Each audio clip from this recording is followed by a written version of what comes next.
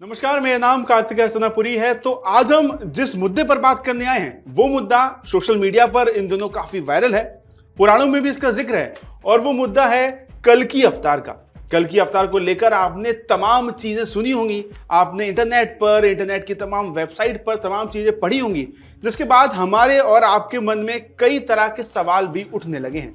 तो ऐसे में आखिर इन सवालों के जवाब लेने के लिए और आखिर कल्कि अवतार क्या है, कब होगा, उन तमाम चीज़ों को डिटेल में जानने के लिए हमारे साथ हमारे वरिष्ठ सहयोगी वरुण जी मौजूद हैं। तो वरुण जी, सबसे पहले तो जनता का टाइम वेस्ट ना करते हुए सबसे पहले ये बताइए कि आखिर ये कल्कि अवतार है क्या और ये कल्कि अवतार कब होगा। थोड़ा अगर आसान भाषा में समझाएं वो आप बताइए कि आखिर क्या है ये कल्कि अवतार। देखिए, बहुत आसान भाषा में, जितने वैसे हमारे दर्शक हैं वो सब इस बात को बहुत अच्छे से जानते हैं कि कल्कि अवतार भगवान विष्णु के 10वें अवतार को कहा जाता है। माना जाता है कि जब संसार में पाप अपने चरम पर होगा, जब संसार में ऐसी स्थिति बनेगी कि जो अधर्म है उसका राज होगा, धर्म का राज खत्म हो चुका होगा, जब संसार में ऐसे हालात पैदा हो जाएंगे कि कलयुग अपने चरम पर होगा, तब भगवान विष्णु अपना 10वां अवतार लेंगे और ये अवतार होगा कल्कि अवतार। कल्कि अवतार में भगवान विष्णु एक सफ़ेद घोड़े पर विराजमान होंगे, उनके हाथ में एक तलवार होगी, वो दुष्टों का नाश करेंगे और ये जो कलयुग है इसको खत्म करेंगे और दोबारा से सतयुग की स्थापना करेंगे। तो ये पूरा कल्कि अवतार का कॉन्सेप्ट है।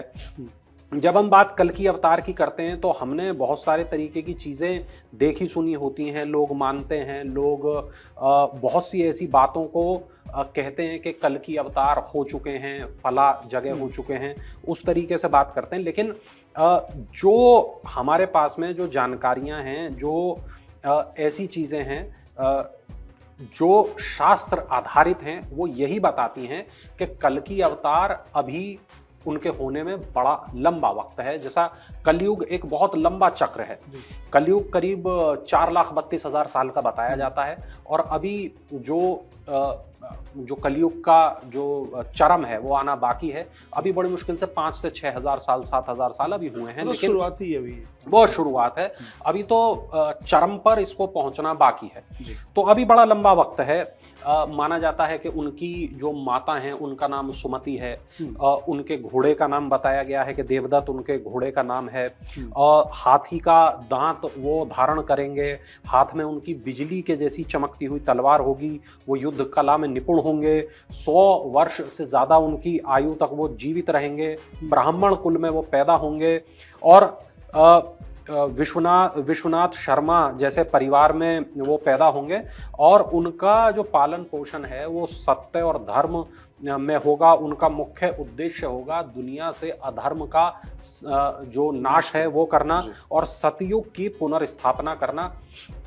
यहाँ पे देखिए, एक मैं कहूँगा कि एक रूपक है यहाँ पे स्थिति यह है कि एक कोई भी जो चीज़ है जब वो अपने चरम पर होती है, कार्तिकेय, जब हम कलयुग की बात करते हैं, कलयुग अपने चरम पर है क्या, अब दुनिया भर की घटनाएं हमारे सामने आती हैं, बड़े बड़े विभत्स अपराध हमारे सामने आते हैं, तब हम कहते हैं लगता है यार कलयुग अपने चरम पर पहुंच गया है, इससे ज़्यादा बुरा भला क्या होगा। तो यकीन मानिए कि अभी आपने कुछ नहीं देखा, अभी तो बहुत कुछ होना बाकी है। कुछ वक्त पहले मूवी आई थी, आपने देखी होगी, प्रभास की मूवी थी कल्कि करके, उसमें कुछ चीज़ें दिखाई गई थी। उसको चूंकि वहाँ तो भाई फिल्मी छूट होती है, सिनेमा है वो, तो उन्होंने अपने हिसाब से चीज़ों को मोल्ड कर दिया। हाँ, जब हम शास्त्रों की बात करते हैं तो आप यकीन मानिए कि आज हम जो कुछ भी देखते हैं कि भाई इतना जघन्य अपराध हुआ, इतना विभत्स कांड हुआ, आप मानिए कि 4 लाख सालों के बाद, 4,30,000 साल के बाद, 4,25,000 साल के बाद क्या कुछ हो रहा होगा आप कल्पना नहीं कर सकते। बिल्कुल, विज्ञान कितना आगे बढ़ चुका होगा, लोग कितनी तरक्की कर चुके होंगे, लेकिन आज हम एक दूसरे को वक्त नहीं दे पाते। हमारे पास जो है, हम अपने फ़ोन में खोए रहते हैं, इंटरनेट की दुनिया में खोए रहते हैं। रिश्ते यानी पूरी तरह दरक चुके होंगे, जी। रिश्ते बचे नहीं होंगे। साइंस इतनी तरक्की कर चुका होगा, जो हम फैंटेसी फिल्मों में, साईफाई फिल्मों में देखते हैं कि बच्चे पता चलता है कि जैसे सुपरमैन के ग्रह पर हो रहा था कि बच्चे जो है केवल बनाए जाते थे, जी। उनकी फैक्ट्रियां होती थी। भगवान जाने 4 लाख साल के बाद क्या होगा, हम सिर्फ कल्पना मात्र कर सकते हैं कि 4 लाख साल के बाद ये होगा। लेकिन हाँ, हमारे शास्त्र हमें इस बात को बताते हैं कि जब ऐसा होगा तब अपराध, दुष्टता, अधर्म ये अपने चरम पर होगा, और इसी को खत्म करने के लिए अवतार होगा भगवान विष्णु का। कल्कि नाम का ये अवतार होगा। सफेद घोड़े पर वो बैठे होंगे, घोड़े का नाम देवदत्त होगा।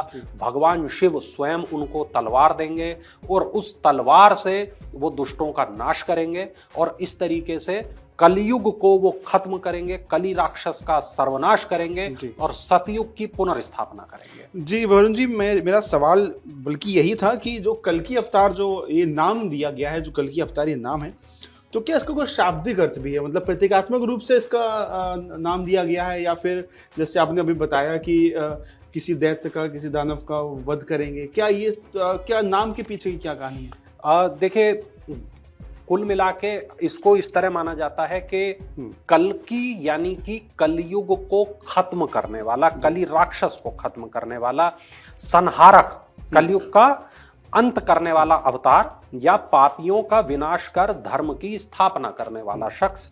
तो इनको कहते हैं शुद्ध करने वाला, प्रकाश फैलाने वाला, सत्य का उद्घोषक। ये कई ऐसे जो नाम हैं, वो जो अर्थ हैं वो कल्कि के होते हैं। उसी प्रकार से जो कली राक्षस है उसको लेकर एक बड़ा रूपक है। लोग अक्सर पूछते हैं कली राक्षस क्या, तो कली राक्षस है वाकई या कली युग है? तो जब कल्कि खत्म करेंगे तो वो कली राक्षस को खत्म करेंगे या युग को खत्म करेंगे, ये अपने आप में एक चर्चा का विषय अक्सर होता है।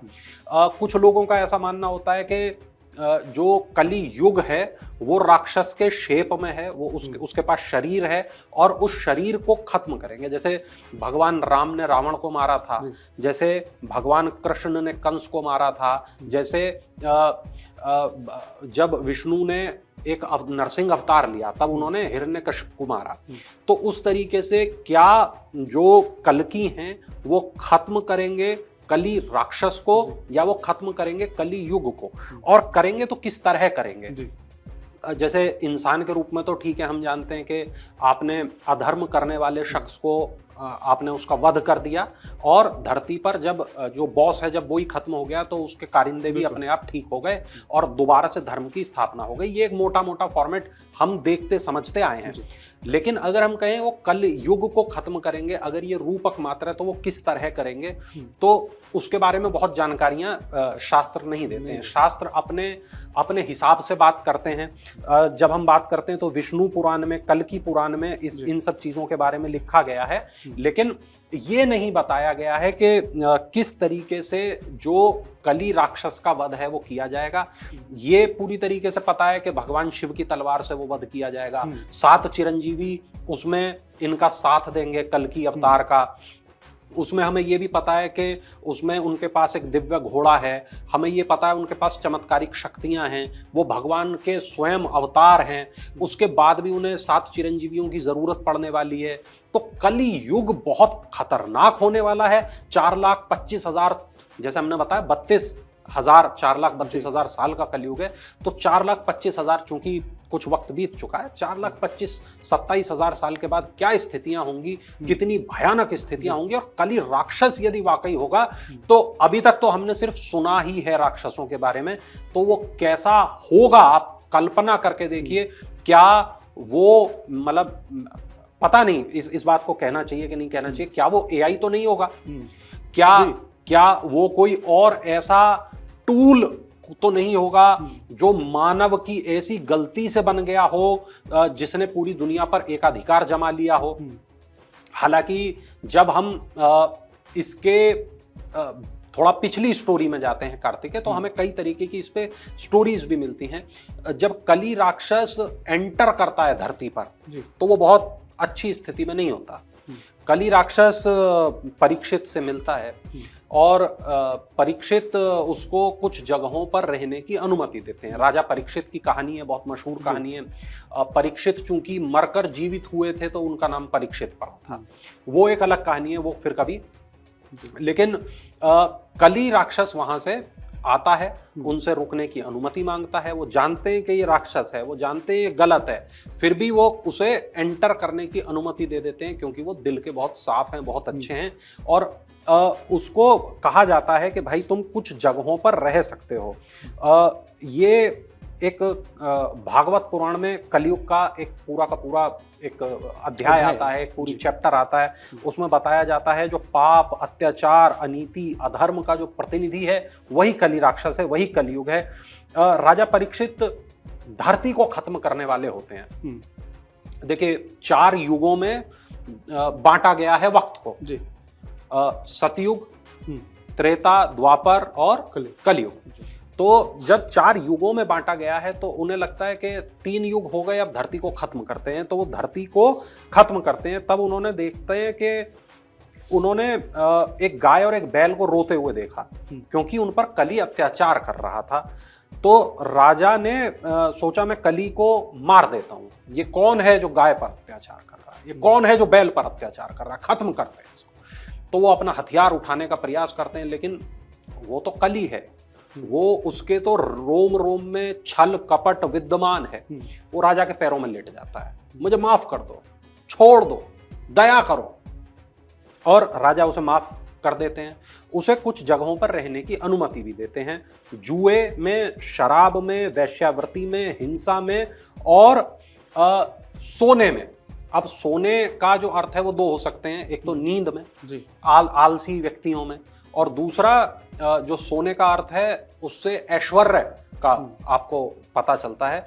यानी कि गोल्ड जो आपको इतना ज्यादा, मैं कहूं कि आपको ऐसा ढीठ बना देता है या आपको कोई फर्क पड़ना बंद हो जाता है। आपके पास जब पैसा होता है तो आप गरीब लोगों की आवाज सुनना बंद कर देते हैं, उस तरीके का आपको व्यक्ति बना देता है। तो ये जो चीजें हैं, जो इंसान की ऐसी इच्छाएं हैं, जो वासनाएं हैं, वो इस पूरे कलयुग के बारे में बताती हैं कि यहाँ पर ये जो सब चीजें हैं, शराब है, जुआ है, वेश्यावृत्ति है और ये जो बाकी सब चीजें हैं, ये इस युग को नियंत्रित कर रही होती हैं। और ये जो कली राक्षस है ये इन विकृतियों का प्रचार कर रहा होता है। तो अब आप 2 चीजों को समझ लीजिए, एक तो ये कि कलयुग में ये सारी की सारी चीजें अपने चरम पे होंगी, दूसरा एक ऐसा शख्स जो इन सब चीजों को नियंत्रित कर रहा होगा। अब आप कुछ समझ लीजिए, दर्शक जो हैं वो हमारे समझदार हैं, मुझे लगता है कमेंट करके वो भी बताएंगे बहुत सी सारी चीजें। आपका अगला सवाल भी होगा, मैं देख रहा हूं बहुत देर से आप कोई सवाल मुझसे पूछना चाहते हैं। जी वरुण जी, देखिए सवाल ये है कि कल्कि अवतार को लेकर ये कहा जाता है कि संभल में ये अगला अवतार होगा, लेकिन देश में संभल कई इलाके हैं। कोई कहता है कि यूपी के संभल में होगा, कोई कहता है कि जो तमाम अलग रीजन्स हैं उसमें होगा। तो आखिर ये कौन सा संभल है, कहाँ पर ये अवतार होगा, पुराणों में क्या कहा गया है, और जो बड़े बड़े स्टडी करते हैं लोग उन्होंने क्या कहा है, क्या आप किस पे कहेंगे? देखिए 2 चीजें हैं जो थोड़ा सा लोग जिसको मानते हैं जी। एक किताब है, उसके मुताबिक जो संभल है वो संबलपुर है जो उड़ीसा में है। एक माना जाता है एक संभल ग्राम जो है, जो संभल गांव है, वो उत्तर प्रदेश का संभल है। ये मुरादाबाद के आसपास का एक पूरा इलाका है जहां कल्कि धाम बना भी हुआ है, जहां पर भगवान कल्कि का एक बड़ा प्रसिद्ध मंदिर है। हाल फिलहाल में उसका जब उसको बनना चालू हुआ था तो पीएम मोदी खुद वहां पर गए थे, बहुत चर्चा में वो जगह आ गई थी। तब हमने एक वीडियो भी बनाया था। हम कोशिश करेंगे कि आपको उसका भी लिंक बहुत इसके डिस्क्रिप्शन बॉक्स में उपलब्ध करवाएं। तो संभल 2 जगह, यूपी वाला संभल, उड़ीसा वाला संभल, लेकिन एक तीसरी जगह भी है जिसके बारे में बहुत चर्चाएं हैं। लोग उसको बहुत ज़्यादा वो एक प्रतीक के रूप में है। ये माना जाता है कि भारत और नेपाल और चाइना ये अपना जो पूरा हिमालय है इसको साझा करते हैं। हिमालय की पहाड़ियों में कहीं एक ऐसी जगह है जो दुनिया की नजरों से छुपी हुई जगह है। ये बात चीन को जब पता चली तो चीन ने बहुत लंबा उस पर अध्ययन किया, सर्वे किया, लेकिन उसे कुछ पता नहीं चल पाया कि ये कौन सी जगह है। ऐसा माना जाता है कि वहाँ केवल वही व्यक्ति जा सकता है जो शुद्ध प्रवृत्ति का हो, जिसने कभी कोई गलत काम ना किया हो, वही व्यक्ति जा सकता है। उसको कई नामों से जाना जाता है, कोई उसे सिद्धाश्रम कहता है, कोई उसे ज्ञानगंज कहता है। माना जाता है वहाँ पर जो बहुत पहुँचे हुए साधु संत हैं, केवल उन्हीं के लिए दरवाज़ा खुलता है, किसी के लिए दरवाज़ा खुलता नहीं है वहाँ का। तो उसको कुछ लोग जो साइंस में मानने वाले लोग हैं वो उसको कहते हैं वो फोर्थ डायमेंशन है। तो आप ये देखिए, ये माना जाता है, क्योंकि हम बात आस्था की कर रहे हैं, आस्था की सारी बातें मान्यताओं पर ही आधारित हैं, आस्था का कोई सबूत नहीं है। बिल्कुल। तो ऐसा माना जाता है कि एक गेट है जो केवल चुनिंदा लोगों के लिए खुलता है। जब आप उस तरफ चले जाते हैं तब वहां पर कोई बुजुर्ग नहीं है, कोई बीमार नहीं है, कोई मरता नहीं है। मतलब जो वहां जाता है वो अमर हो जाता है, जो वहां जाता है उसे बीमारियों से मुक्ति मिल जाती है, जो वहां जाता है वो अजर हो जाता है, बूढ़ा नहीं होता है वो। तो वो एक ऐसी जगह है, वहां पर ज्ञान है। तो जो वहाँ ज्ञान है, सिद्धाश्रम, ज्ञानगंज, संभाला उसको कहा जाता है उस जगह को, तो वहाँ जो है उनका जन्म होगा ऐसा माना जाता है। तो ये तीन कहानियां हैं, यूपी का संभल, उड़ीसा का संभल और वो संभाला नाम की जगह जो अदृश्य है, जो दिखाई नहीं देती, जिसको फोर्थ डायमेंशन मानते हैं, जिसकी तमाम खोज हो चुकी, कोई सबूत नहीं मिला, लेकिन आप उसे नकार नहीं सकते। अगर सबूत नहीं है तब भी आप नकार नहीं सकते। ये बिल्कुल उसी तरीके से ये आस्था का विषय है। तो नेपाल और भारत और चीन की पहाड़ियां जो ये हैं, पूरे हिमालय का जो पूरा स्ट्रक्चर है, यहाँ पर कहीं है और मिलेगा केवल उसी को जिसकी आत्मा शुद्ध है, जो व्यक्ति शुद्ध है, मिलेगा उसी को। यानी जो ये कहा जाता है कि जो यूपी का संभल है जी, वहां पर ही उनका अवतार होगा, ये कहीं पे भी प्रूवन बात नहीं है। बस संभल ग्राम मतलब लिखा हुआ है, तो हमने उसे अपने अपने तरीके से हमने उसे माना कि ऐसा होगा। लेकिन जिस तरह से उसकी लोकेशन बताई गई है, जो चूंकि अब कल्की धाम में जो बैठे संत हैं, पुरोहित हैं, उन्होंने बहुत सोच समझ के ही वहां पर मंदिर बनाना चालू किया। तो ऐसा इसलिए किया गया क्योंकि जो लोकेशन शास्त्रों में बताई गई, जो भागवत पुराण में जो लिखा है, जो कल्की पुराण में लिखा है, वो तकरीबन मेल खाता है यूपी वाले संभल से। हालांकि उड़ीसा के जो लोग हैं और जो वहाँ उड़ीसा के संबलपुर में रहते हैं, उनका दावा यही है कि वो जो लोकेशन है वो उड़ीसा का संबलपुर है। खैर, हम ये नहीं कह रहे कि उनका अवतार कहाँ होगा, कहीं भी हो। धरती पे अगर भगवान का अवतार हो रहा है तो ये बहुत बड़ी बात है, और वो उस तरीके की बात है जो आस्थावान लोगों के लिए, आस्तिक लोगों के लिए एक उम्मीद रखती है कि हाँ, ये अधर्म जो है कभी ना कभी खत्म जरूर होगा। वरुण जी, देखिए, कुछ लोग कहते हैं कि सिर्फ मैथोलॉजिकल बातें हैं, कुछ लोगों का मानना है कि ऐसा कुछ नहीं होगा, ये तो सिर्फ पुराणों की बातें हैं। कुछ और बात जो आप इस पूरे कल्की अवतार के बारे में जानते हो, जो आप बता सकें, जो शायद बहुत ही कम लोगों को पता हो? देखिए, यहाँ बहुत जरूरी है 7 चिरंजीवियों का जिक्र करना कार्तिक है, क्योंकि 7 ऐसे लोग जिनकी जरूरत भगवान को पड़ेगी कली राक्षस को हराने के लिए। हनुमान, विभीषण, परशुराम, अश्वत्थामा, राजा बलि, वेदव्यास और कृपाचार्य। ऐसा माना जाता है कि ये वो 7 लोग होंगे जो मदद करेंगे कल्की अवतार की इस कली राक्षस को हराने के लिए। मान्यताएं ये हैं कि आज भी ये लोग कभी किसी न किसी रूप में धरती पर मौजूद हैं। मुझे ध्यान है, मैं एक मीडिया संस्थान के लिए काम करता था और एक स्टोरी हम लोग बना रहे थे, और जो स्टोरी मुझे बनाने के लिए दी गई थी उसमें हनुमान जी के होने के सबूतों के बारे में बात थी, और मैं स्टडी कर रहा था, मैं पढ़ रहा था, और हमें ये पता चला उस स्टडी के दौरान, उस पढ़ने के दौरान, कि श्रीलंका में एक कबीला है, आदिवासियों का कबीला है, और वहाँ हनुमान जी आते हैं साल में एक बार, और वो जो कबीला है वो उनके आने के उत्सव को मनाता है। तस्वीरें किसी ने ली ऐसा उसने क्लेम किया, तस्वीरों में कुछ नहीं आया, तस्वीरें वो कहीं रेडिट वगैरह पर पोस्टेड थी, हमने तलाश की, हमने देखा, एक धुंधली आकृति जरूर दिखती है मगर कुछ पता नहीं चल पाता कि क्या है, कौन है वगैरह। रिपोर्ट्स ये बताती हैं, आप गूगल करेंगे आप लोगों को भी मिल जाएगा, कि श्रीलंका की एक आदिवासी कबीला है जो कनेक्टेड है भगवान हनुमान से किसी रूप में। आप बात करें अश्वत्थामा की, कई कहानियां हैं। आप राजस्थान से जुड़ी कुछ कहानियां आती हैं, कुछ मध्य प्रदेश से जुड़ी कहानियां आती हैं, कुछ यूपी से जुड़ी कहानियां आती हैं, आपके इटावा से जुड़ी कहानी भी आती है कि वहाँ भी एक मंदिर है और वहाँ पर अश्वत्थामा आए थे, पूजा करते हैं। उस तरह की जो बातें हैं वो सामने आती हैं। कहीं असीरगढ़ के किले की बात कोई सामने आती है। पता चलता है कि किसी एक डॉक्टर ने देखा एक ऐसे लंबे 7 फीट के शख्स को जिसको घाव थे, घाव से मवाद या खून रिस रहा था, और डॉक्टर उसको अपने साथ लेके आए। बहुत 2 महीने 3 महीने उसकी सेवा की, देखा कोई फर्क ही नहीं पड़ रहा। फिर डॉक्टर ने पूछ लिया कि कहीं आप अश्वत्थामा तो नहीं, और ये बात सुन के वो शख्स जो है वहां से चला गया। ऐसे कई किस्से अक्सर सामने आते हैं, सच हैं झूठ हैं नहीं पता, कोई नहीं जानता। कोई नहीं जानता कि कौन सुबह सुबह उठ के किसी प्राचीन मंदिर में या प्राचीन किले में पूजा करके जाता है, फूल चढ़ा के जाता है भगवान शिव के ऊपर, कोई नहीं जानता। लेकिन लोगों का मानना है, ऐसा लोगों की मान्यता है, ऐसी किंवदंतियां हैं कि मौजूद हैं अश्वत्थामा। बात करते हैं हम भगवान परशुराम की। परशुराम जी के बारे में भी यही कहा जाता है कि वो भी धरती पर मौजूद हैं। जब हम बात करते हैं विभीषण की तो उनके बारे में भी माना जाता है कि वो भी धरती पर मौजूद हैं। राजा बलि की जब हम बात करते हैं तो हम ये मानते हैं कि वो धरती पर मौजूद हैं। वेद व्यास की जब हम बात करते हैं तो उनके बारे में भी यही कहा जाता है। कृपाचार्य के बारे में भी यही कहा जाता है।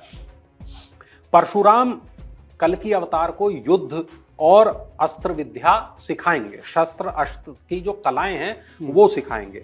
वेद व्यास धर्म और शास्त्रों का मार्गदर्शन देंगे।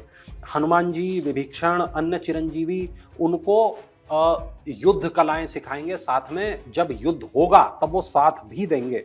तो आप ये देखिए कि इसमें ये बताया गया है, एक तरीके से अगर आप इसको मेटाफर भी मान लें तब भी ये बताता है कि एक शख्स अकेले दुनिया को बदल नहीं सकता जी। वो कलयुग को खत्म करके सतयुग की स्थापना नहीं कर सकता। वहां कुछ और लोग भी हैं जो इस काम में उसकी मदद करेंगे। तो ये अगर आप चाहें तो इसे मेटाफर के रूप में देख लें। आप चाहें, अगर आप आस्तिक हैं, अगर आप भगवान पर भरोसा रखते हैं, आप इसे उस रूप में देख लें। मगर हाँ, मैं इसको इस रूप में देखता हूं कि जब कल्कि अवतार होंगे, जो 4,25,27,000 साल के बाद की बात है, और ऑलरेडी जब हम देखते हैं कि हनुमान जी की हम बात करते हैं, हम बात विभीषण की करते हैं, हम बात परशुराम जी की करते हैं, अश्वत्थामा की बात करते हैं, ऑलरेडी वो लोग कितने वक्त से जीवित हैं। वो इंतजार कर रहे हैं कल्कि अवतार का। वो इंतजार कर रहे हैं कि कब प्रभु आएंगे और कब जो है हमें भी मुक्ति दिलाएंगे, है ना जी। वरुण जी, मतलब अगर आप कह रहे हैं कि इतने सारे चिरंजीवी सामने आएंगे तो मतलब कल्कि जो राक्षस का वध करना है, मतलब कल्कि राक्षस बहुत बड़ा होगा। बिल्कुल बिल्कुल बिल्कुल। न केवल बहुत बड़ा होगा बल्कि आप ये देखिए कि आप मानिए कि भ्रष्टाचार, छल कपट, है ना, हिंसा, व्याभिचार, जितने तरीके की दुनिया की बुराइयां हम सुनते, सोचते, समझते हैं, वो सारी बुराइयां उसके व्यक्ति के उस भीतर होंगी। अगर वो केवल एक प्रतीक है तो आप समझिए कि कितना बड़ा प्रतीक है, और अगर वो वाकई राक्षस है तो आप उसको समझिए कि इतना उसको खत्म करने के लिए इतनी बड़ी फोर्सेस। भगवान हनुमान जी के बारे में तो ये माना जाता है ना कि भाई हनुमान जी अगर महाभारत के युद्ध में स्वयं आ जाते तो क्या जरूरत थी इतना जो 18 अक्षौणी सेना विनाश हुई उसकी। केवल मतलब एक मैं यहाँ पे एक कहानी भी सुनाना चाहूंगा कार्तिकेय। कर्ण जो है जब अर्जुन के रथ पर बाण चलाते थे तो अर्जुन का रथ ऐसा कहते हैं कि 2 हाथ पीछे हट जाता था, और जब अर्जुन बाण चलाते थे कर्ण के रथ पर तो वो 10 कदम पीछे हट जाता था, 10 हाथ पीछे हट जाता था। अब इस बात पर भगवान कृष्ण को किसी चीज को लेकर मुस्कुराहट आई, उनके चेहरे पर हंसी आई। तो अर्जुन ने कहा कि प्रभु आप क्यों हंस रहे हैं? मैं जब उसको बाण मारता हूं तो देखिए वो तो 10 हाथ पीछे जाता है, वो मारता है तो मैं केवल 2 हाथ पीछे जाता हूं, है ना। तो कृष्ण बोलते हैं कि देखो पार्थ, पताका देखो, स्वयं हनुमान विराजमान है तुम्हारे रथ की पताका पर, मैं खुद सारथी बनकर बैठा हूं तुम्हारे रथ पर, और फिर भी अगर 2 हाथ तुम्हारा रथ पीछे चला जा रहा है तो तुम ये समझो कि वो कितना बलवान प्रतिद्वंदी तुम्हें मिला है और कितना उसको ज्ञान है अपने अस्त्र शस्त्र विद्या का। तो अगर हनुमान स्वयं उतर आए हैं, मतलब आप सोचिए कि पताका मात्र पे उनके होने से अगर ऐसी स्थिति है, आप देखिए भीम का जिक्र मिलता है कि भीम हनुमान जी की पूंछ तक नहीं हटा पाया। हाँ, तो अगर भगवान स्वयं उतर आए तो क्या हालत हो। अब यहां तो कल्कि अवतार स्वयं होंगे, उनके साथ न केवल हनुमान जी होंगे बल्कि और ये तमाम 7 लोग होंगे। परशुराम जी के बारे में कहा जाता है उन्होंने जो है कितने ही बार धरती से क्षत्रियों का विनाश कर दिया, है ना। तो उस तरीके की बातें कही जाती हैं। अब आप इस चीज को समझिए कि अगर ये तमाम लोग एक साथ हैं तब कैसी स्थिति बनेगी, है ना। कितना राक्षस कितना बलवान होगा, कितना बड़ा होगा, उसके पास कितनी बड़ी आर्मी होगी, कितने लोग उसके इन्फ्लुएंस में होंगे। आप इस चीज को समझिए, नेगेटिव एनर्जी जो है वो कितनी अपने विराट स्वरूप में होगी कि न केवल कल्कि अवतार को बल्कि इतने तमाम लोगों को उसका मुकाबला करने के लिए सामने आना पड़ रहा है। जी, तो ये आपने सुनी कल्कि अवतार के बारे में वो बातें जो शायद आपको नहीं पता होंगी।